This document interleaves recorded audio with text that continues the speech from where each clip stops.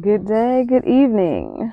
My name is Ariane, and not only am I a master braider and loctician, I'm a people pleaser. Welcome to this edition of Confessions of a Braid Boss.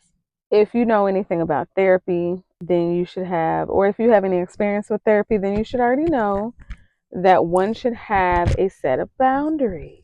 And I've been working with my therapist on my boundaries when it comes to my boundaries with myself, with business, with my family members, so on and so forth, friends, all of my relationships, including the one I have with myself. Well, we're now in 2025, and I have now had to fire my third set of clients. Now, as a people pleaser, that does not make me feel good at all. And we'll get into that as far as how I schedule and bidding and breaking and overworking to accommodate everybody. And who suffers?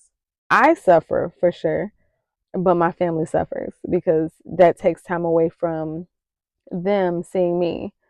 Is the dollar worth it?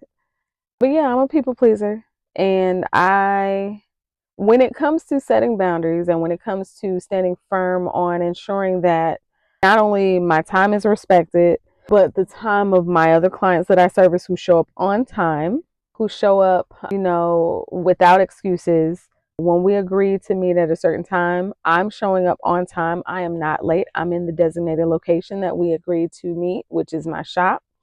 I have come prepared with the hair as specified when booking. So when I show up with my whole heart, when I show up prepared and ready to go, I don't anticipate or I expect you showing up on time as specified in return.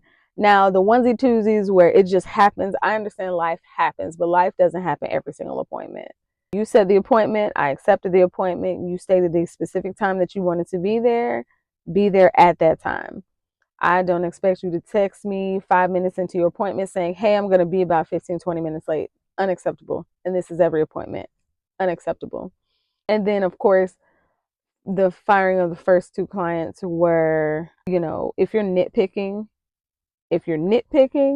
and you're causing a great deal of stress unnecessarily, you will get fired. That is a non-negotiable. You will not be able to book.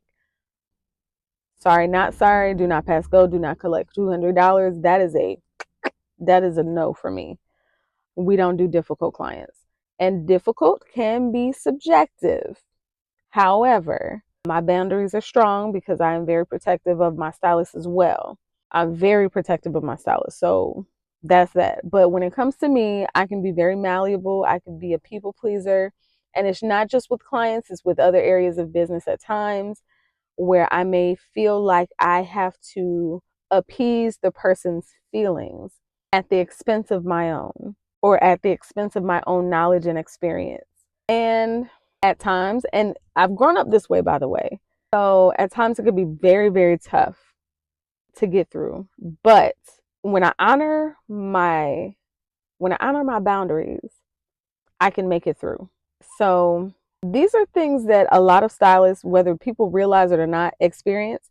And this does not discount the feelings of the client by no means necessary. This is just a very isolated incident.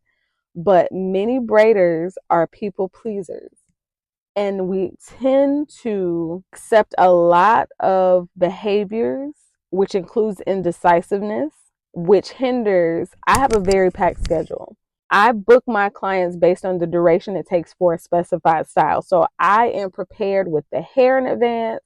I'm prepared knowing how long it takes me to do a style because I have done this so long that I have it down to a science. So when I schedule clients, everybody flows. I also know how much money I am to make that day. So I have it down to a science. So when someone blatantly and consistently shows up unprepared or last minute changes of style and expects you to do something that's longer or smaller and you're prepared for a specified size and length, the worst that can happen is I can say, no, this is what we agreed to. Or if it happens to take a shorter amount of time, that is something I can work with.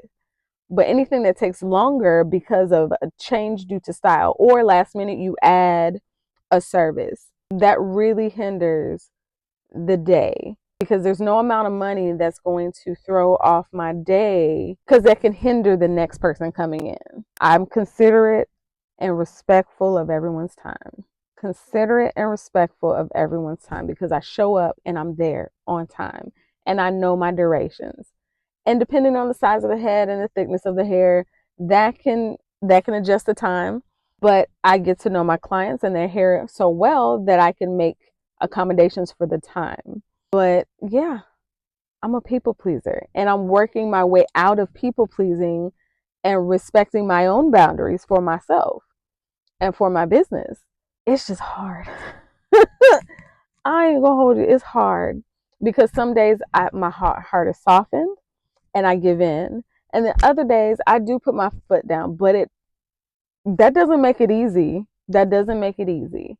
In my mind, it's easy because I know logically just say no. But then your heart gets in the way, and it's like, but they're your regular client, and they're so sweet, and they tend to tip, and you have rules in place as far as late fees. But for some people, they don't care. A lot of times, I waive a late fee because many of my clients do not show up late. It's hard out here for a braider child. It's tough. It's tough. And yes, it's nighttime. I'm just getting home. I'm just getting home. Not only do I work my hair business, but I have a hair care line and I just shipped off a shipment. So yeah, I'm just getting home and it's a Sunday. My kids are getting ready for school and I'm just getting home. And I thank God that I have such an amazing husband that partners with me in making sure my boys are good. Pray for the partners of entrepreneurs, like the spouses of entrepreneurs, because if they're not in business together, it could be rough. And pray for your people pleasing stylist because it's hard out here for us because we're trying to do better. And today, I took a step in that direction. Until next time.